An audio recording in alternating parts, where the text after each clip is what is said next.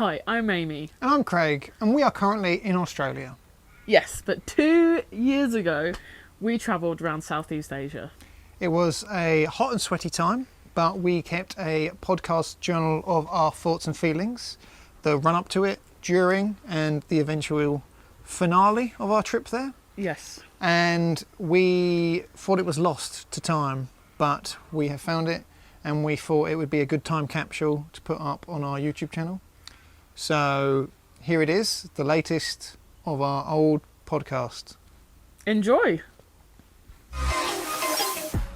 Hello and welcome to the Sunsoaked Couple podcast. My name is Aimee and I'm joined by my wonderful co-host, Craig. What's up? It's me, it's your boy, Craigie B, here again. No? Not a fan of that? No. Hello everybody, my name's Craig. I'm here with Aimee on this lovely podcast. Today on BBC Radio 4, we'll be talking about the Philippines. But before we get into that, you can find us on Facebook, Twitter, TikTok, Instagram at Sunsoaked Couple. You can find us on YouTube, which you're already watching, I hope. I hope you've subscribed. Our website is sunsoakedcouple.com, where you can find articles and all kinds of other bits and pieces.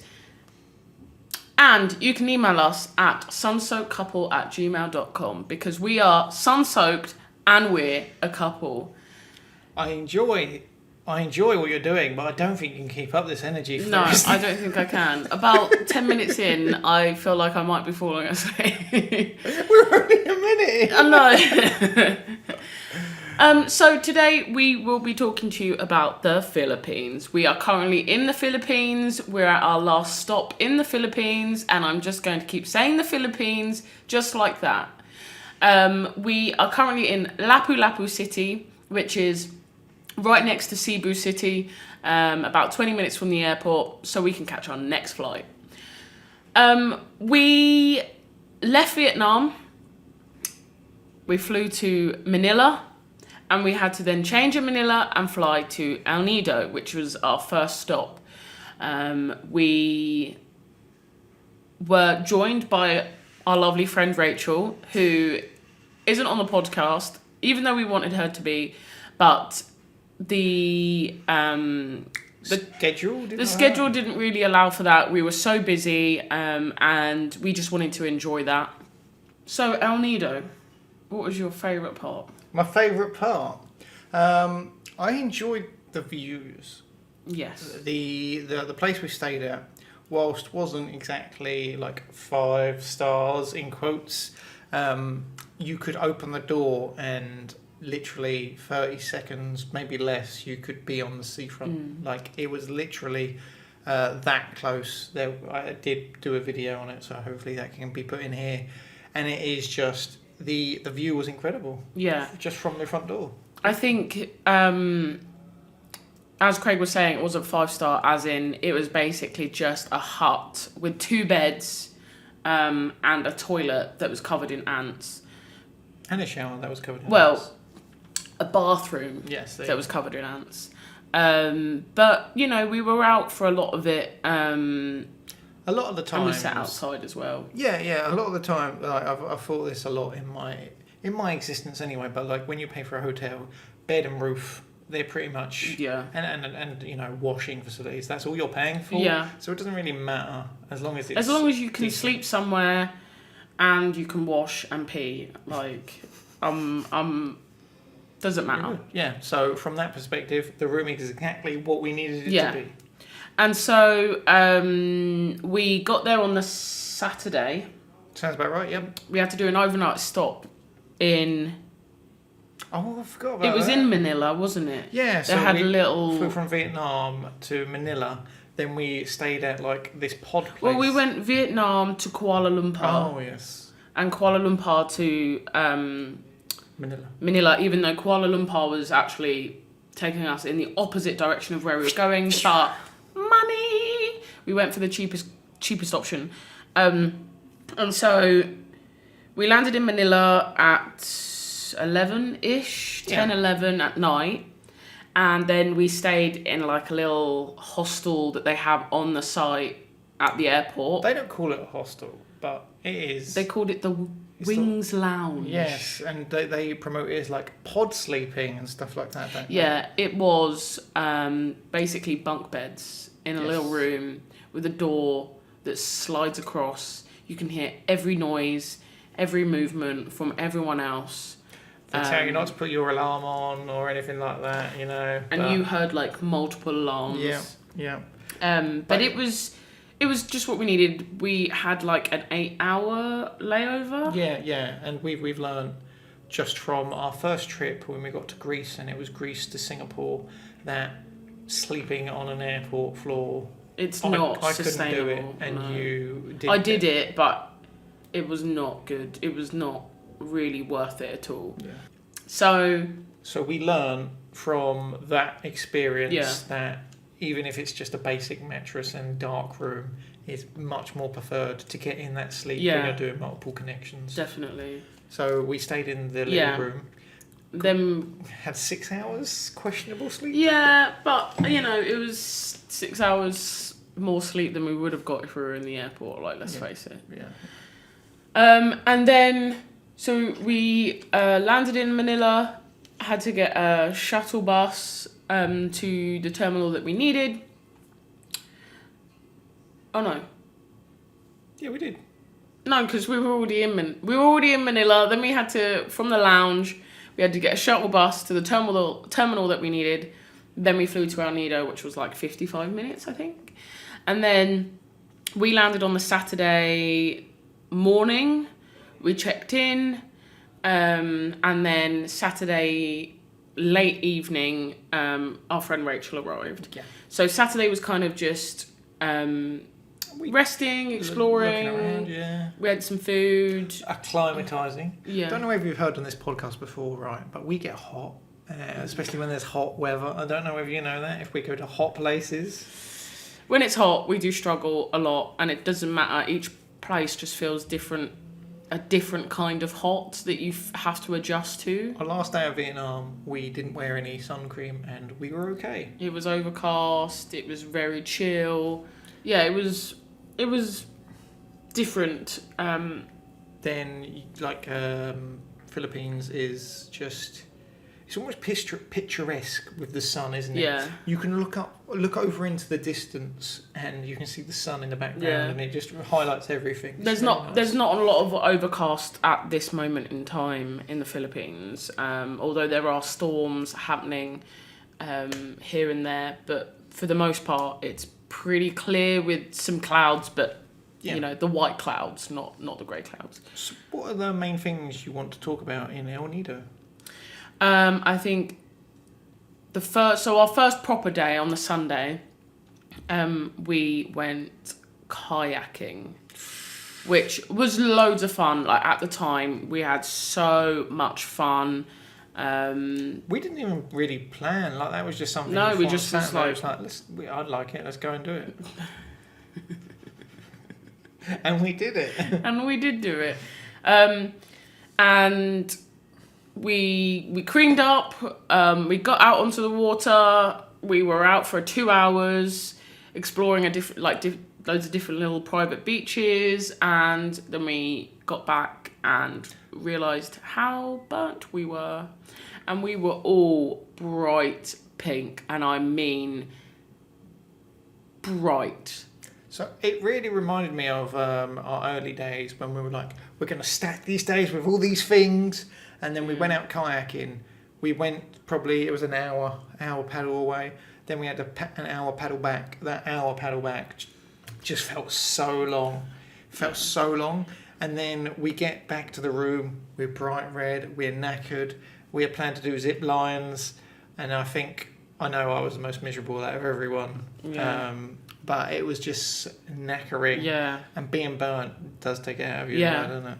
So we had like a bit of a rest after the kayaking because we were just completely wiped.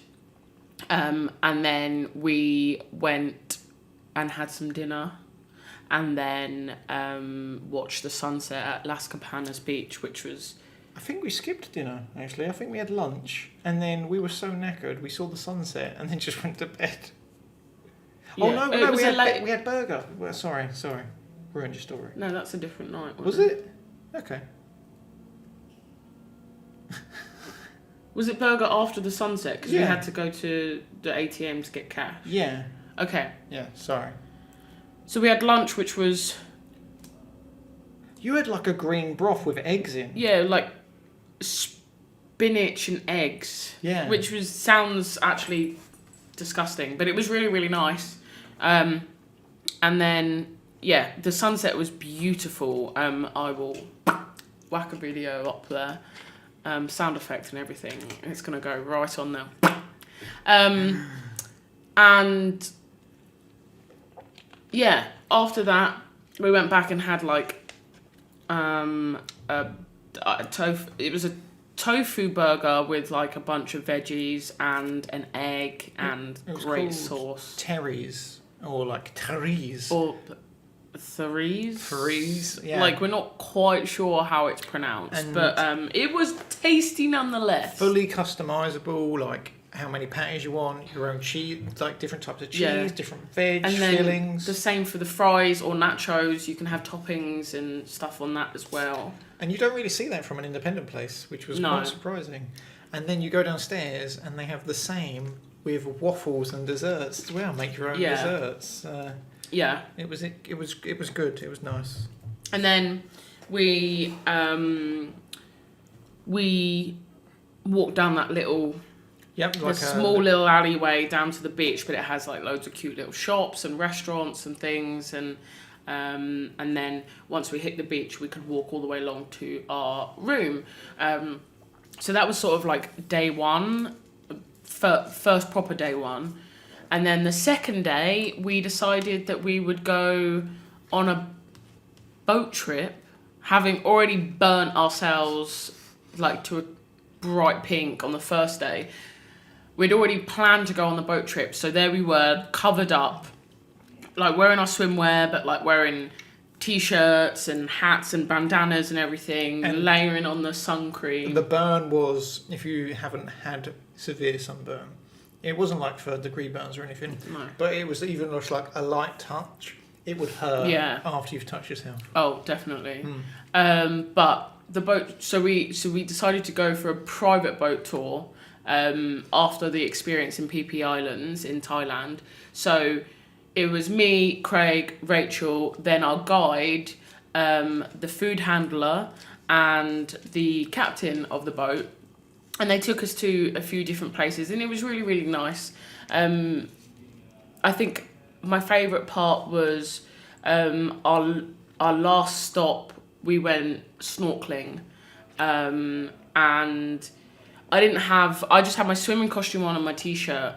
So I got more burnt because where I was snorkeling and like face down in the water, like my legs, and like you can see where the sunburn meets the white part of my bum, and it just was bright pink just all the way down. So her legs look like where your leg meets your arse, it looks like a squashy, because it's like one pink bit and then white bit. And here's a photo here. No. No photo. But that was so much fun. My favourite thing was just watching the little Nemo fishes, like in and out the anemones. Yo! We all know what I mean. And that I just really enjoyed that because they just looked like they were like rubbing up against the little...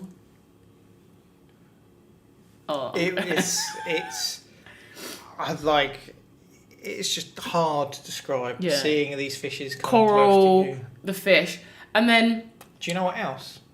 So, there were points when I was like, I feel like my skin is tingling like in different parts. I was like, what? Like a little bit stingy. And hours later. I mentioned it to you and I mentioned it to Rachel, and Rachel was like, yeah, me too. Like, I get it. And I don't think you had felt it, or had you? I definitely had the same sort of issues on my skin after the fact, and I was like, where's just this random red mark come from? Turns out Rachel was looking back through her GoPro footage, and she was like, "Oh my gosh, there's jellyfish in the water.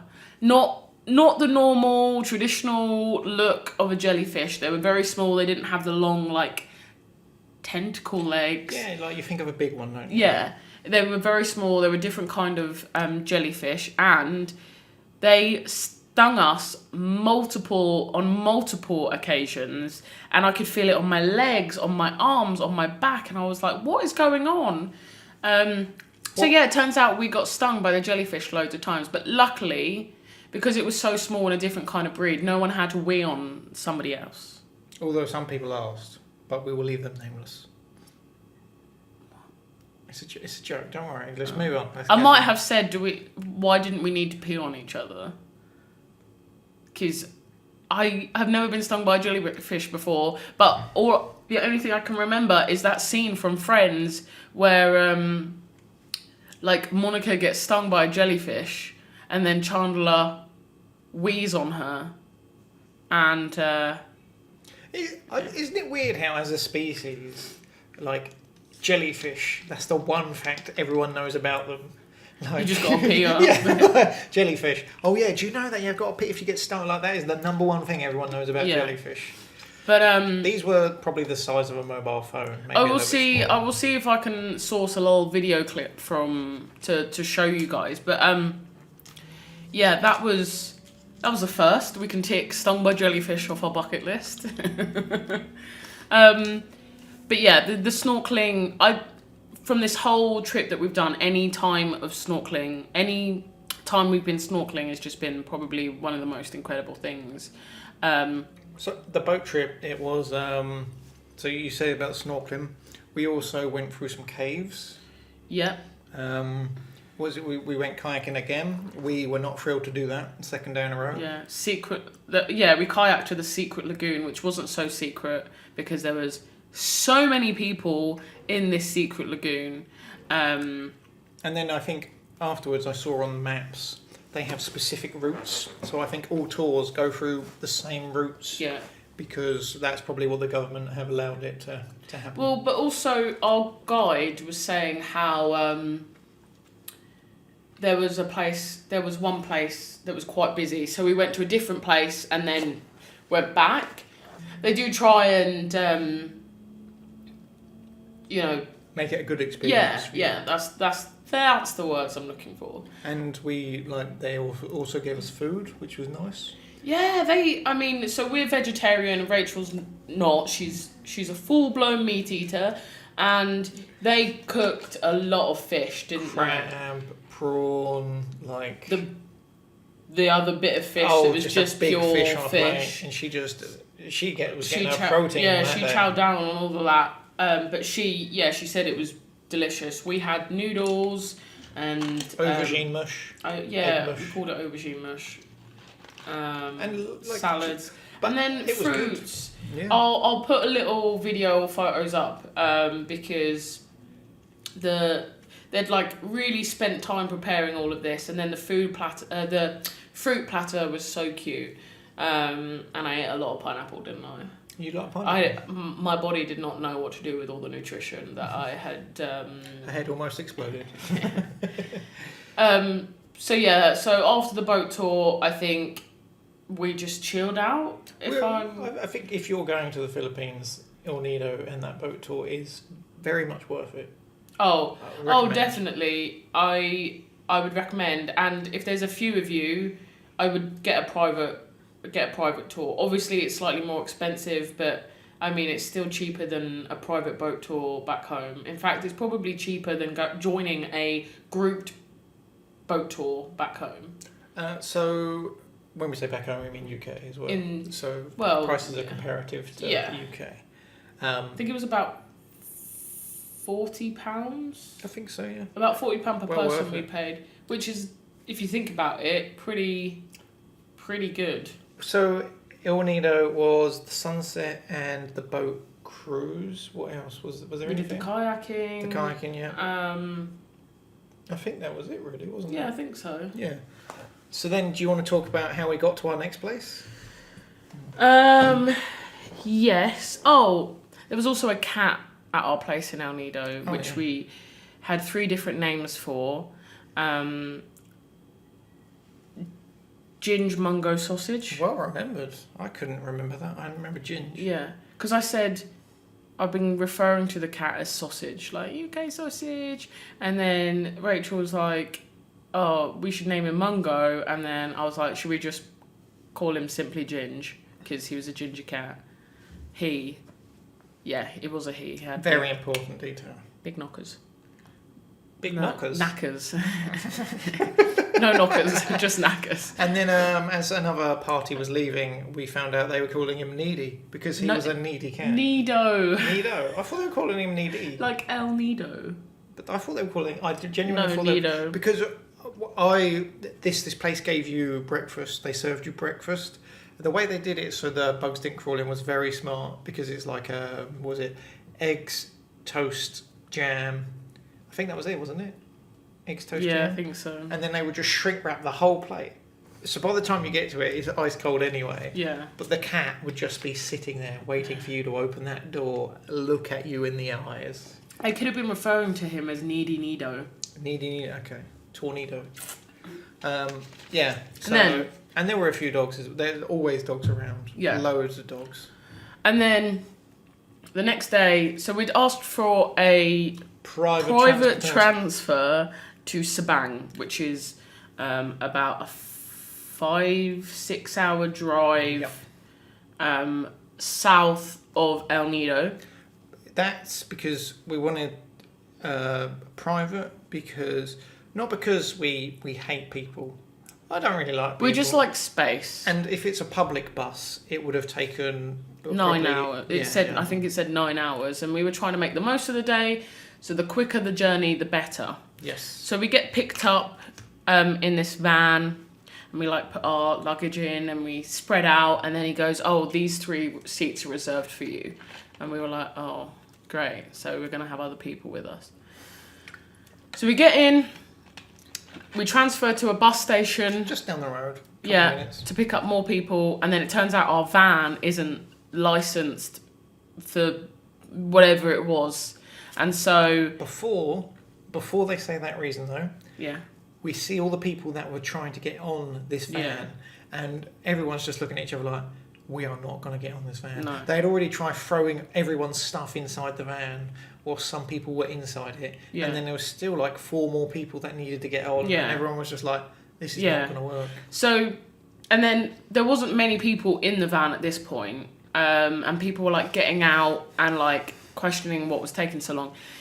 And me, Craig and Rachel were just sat there like... This is dog do. Yeah, well... Maybe something a bit stronger. Yeah. Sorry, YouTube. And then basically this man comes and says that we have to move to a different van because of the licensing problem. And so we're one of the last ones to try and get in this other van because we were the only ones still sat on the van, the first van. And so everyone was in, and there were no seats spare. There was us 3 and one other woman. She crammed in at the back, and Rachel took a single seat, like sort of as the door opens, it's like behind, and then Craig sat on a row of 3, and then they slide in this little seat that's like just one singular butt cheek on a plank of wood that kind of sits in, I guess, to give more space. So, yeah, we were the only people not in the van at this point. Yeah. And our stuff wasn't either. Oh, we were like, we're not going to fit. We're not going to fit. Yeah. There's no way we're going to fit. And it's true. We didn't really fit. It was the most uncomfortable journey that I've had. So for my bag, they threw it on the row behind us, so people had no foot space. It was just my bag they were standing on. And then we were just like, this is not going to work. They throw in the seat, because you were sitting on half a seat and then my seat, weren't you? Yeah. And you said your bum just went numb. My bum was just numb. Like, it wasn't a proper seat. And you can feel, like, your bum, you sit on it and it's just like you're sat on a plank of wood. And it's like that for 6 hours. And, awful. yeah, it wasn't great. And we were stuffed. in there. It's absolutely stuffed. And then so they cram us all because we was like, this is not going to work, and the guy was like, well, can you at least try? We tried, and we all fit in there, even though like people had suitcases, were holding on to them and stuff like that. It was a complete joke, hilarious joke. Yeah. You know, sometimes when you like think you're in a comedy film, like that sort of hilarity, and then because I think I said it's like, is Ashton Kutcher gonna jump out and be like, punked?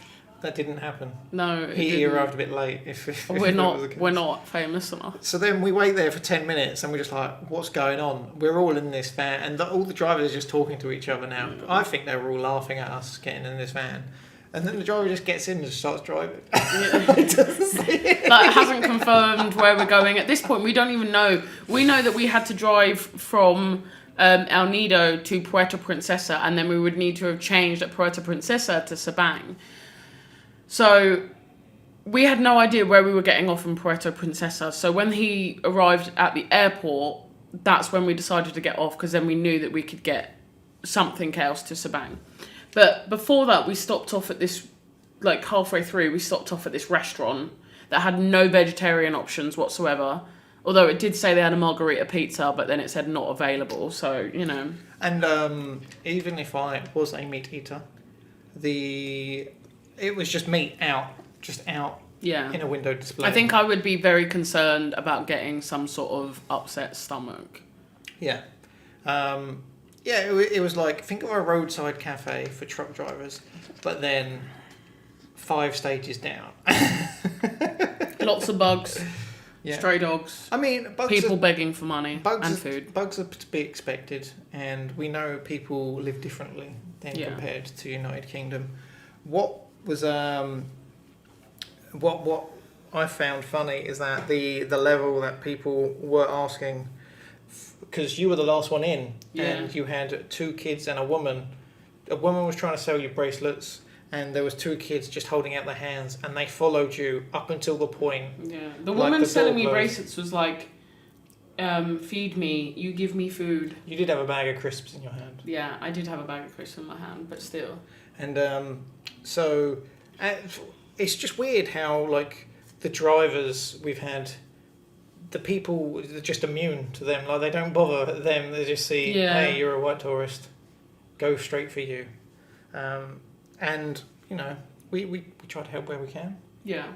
And it's just sometimes it is unfortunate to see, isn't it? Yeah. Oh, definitely. Yeah. And we don't really harbour any ill will to these people because they obviously need money, because you need money to live and stuff, don't you? Yeah. So we get back on after having a nice ice lolly, and then another 2-3 hours on the van. We swapped places on the van at this point. Did we? No. Someone got dropped off at a water park, and then we had more room for the last hour. And we originally booked the van to go to Puerto Princesa. And then we speak to the driver about it, and he doesn't know anything about this at all, which is hilarious. And I think you started to get a bit annoyed and angry at that situation, didn't you? About what? Well, the driver was supposed to take us to where he was supposed to take us. Well, he was taking us to Puerto Princesa, but we didn't actually know because the woman that booked it for us didn't actually tell us. She said, oh, you'll just need to change at Puerto Princesa. Change where? Little did we know that he was probably going to a bus station, but at that point we were just like, So we got to the airport, got off, and then at this point we were like, I'm not going in one of them again. And we went to the tourist information, and they were like, oh, you'll need to get a taxi to the bus terminal and then get on another bus. So in the end, we just asked the taxi driver how much it would cost to get us to Sabang, and we just went with it. Rachel had the front seat, we had the back seats, we had room, we had space, the aircon was perfect. And then we got 10 minutes down the road, and he told us his tyre had been punctured. Oh, yeah. No, his tyre, he said he could feel that the car was wobbly or something. And so then he called up his mate who came and picked us up. This is the second time this has happened now. Yeah. And then he drove us to Sabang. How would you describe Sabang? Sabang is small. Sabang is a very small stretch of seafront. There is not really a lot going on in Sabang. No, there's a little harbour. There's some little restaurants, some hostels, and stuff. But you know, a lot of people stay in Puerto Princesa. But then some of the things that we wanted to do were in Sabang, and so you would have had to have done like a 4-hour commute to Sabang. So we were like, let's just stay in Sabang. Let's just take that out. We're there, you know. So Sabang is home to the Underground River, which is a UNESCO 7 Wonders of the World like heritage site. And it's basically a natural cave that's formed through water like dripping through. And so it's like, I believe it's fresh water underneath, but it does, before you go in, there's an element of it that connects to the sea. So at the start, there's like a bit of salt water, but it wouldn't cope with the salt water under the caving. To be fair, I had no idea what to expect because Rachel was like, Underground River. And we were like, yeah, okay, let's go do it. Never heard of it before, never did any research. And sometimes I think that's the best thing to do because you're just like pleasantly surprised. And we were pleasantly surprised. So we had on our like life jackets and our helmets. We boarded a boat at the harbour, which took us to a little beach. And then we were like, what's going on? We get off, we walk a little bit, and then it takes us to another little bit of like river water. So then we board a smaller boat. They give us like an earpiece that's attached to like It's a radio. A radio. And it automatically starts at the right point, and it tells you, you know... A little guide, not a call. Yeah.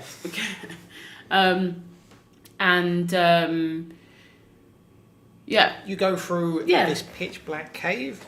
Your guide is steering the boat, and he also has a head torch on, so he's lighting up places. Yeah. So that you can see, like the tour. They have specific spots they want you to look at.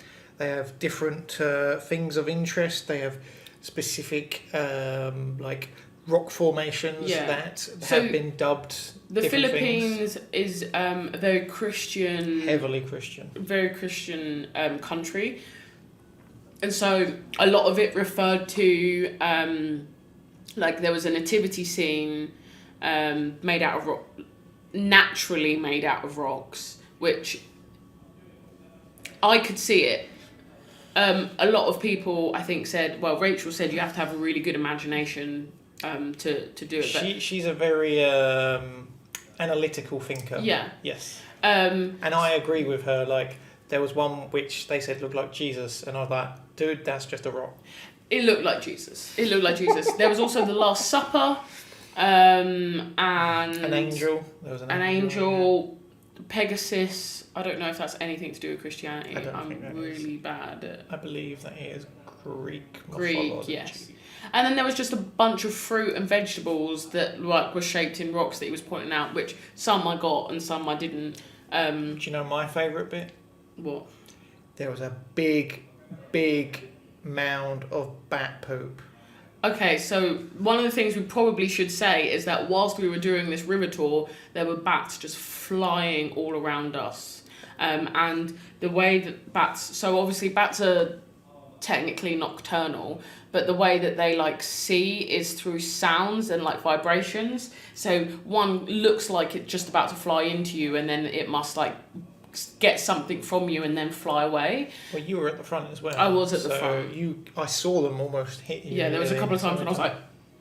And you're told not to make any noise during the tour, and the headset helps that as well. Yeah. It's just the tour guide every now and again just shouting like, banana, pineapple, like. So they reassured us that what we're doing does not disrupt any of the bats or the natural wonders of the cave. basically, if we were to start touching the rock, it would probably damage it. There's something on human skin that can destroy the rocks. Like the oils. Yeah, the oils and stuff. And part of the guide in our ear was saying that that there was an undocumented travel through the cave. Yeah, where people had made markings and stuff, and you can actually see the damage that these markings have done. Hundreds of years ago, and they're still there. So they say that they've kind of learnt from the past mistakes. And then so the mound of poo was basically just like inside this cave, just like a little mountain. A little mountain. It's quite a big mountain. The world's biggest pile of poo. Pile of bat poo. Yeah. And they say like because of the nature of it, like they've actually had the minerals drop onto the bat poo, and it's actually created new minerals just unique for that place, which is amazing. It's like it's a protected area, meaning that they can't go in and they can't clean the poo, they can't like do anything, but there is still so much more of the underground river that hasn't even been explored yet, and I think that they have like researchers and stuff that come in, but again they're not allowed to touch the rocks, so yeah, it was really, really cool, and I'm kind of glad that I had no idea what I was getting myself into, because it was just like it's just dark. Like you go through like the different areas, the beginning area, then they take you through to the deep part of the cave, and then they turn the light off, and you're just engulfed in darkness. Yeah. Like you can't see anything, and all you can hear is the bats scatter around. Yeah. And it is just. It's Words really, don't do it justice. It was really cool. Like, if you're coming to the Philippines, like, I would say 100% you would need to go and do that. Like, just make sure you have one day in Sabang, go and do that. And if you're there, you should also go and do the mangrove tour. I had no idea, again, what a mangrove was. But it was so cool. We were, like, one of the only people on here. I don't think it's a popular thing that tourists go and do. Did you say what mangroves are?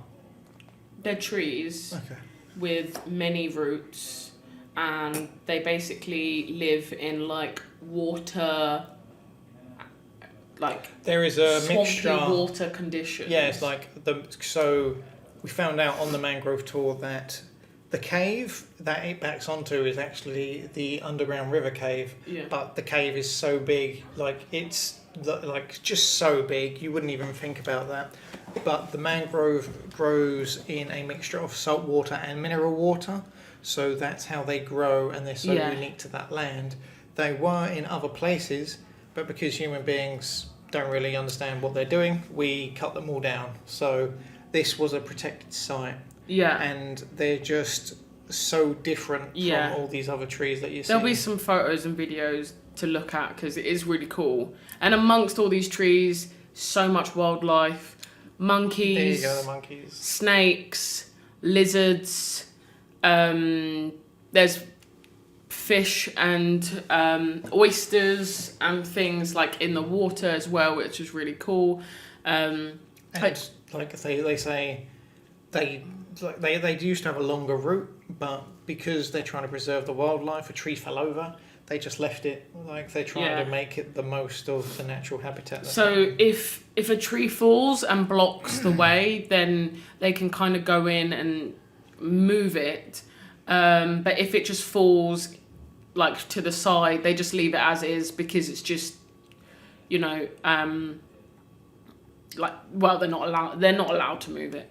But I think that was a really cool, apart from that fly, there was a huge fly that just kept landing on me, and then it would bite me, and then it was just...